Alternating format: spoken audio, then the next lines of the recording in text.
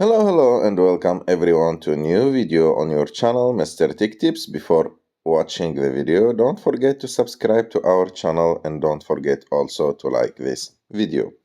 In today's video, I will show you how to block someone on Gmail.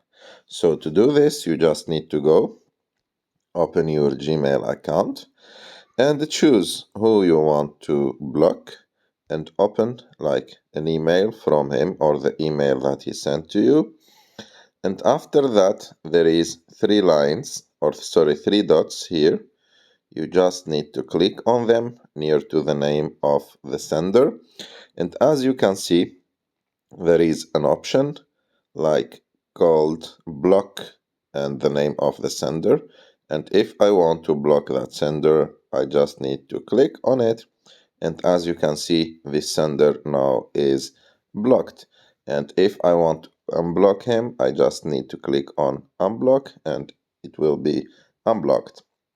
I hope that you like this video. If you like this video, don't forget to subscribe to our channel, to like this video, and see you in the next one.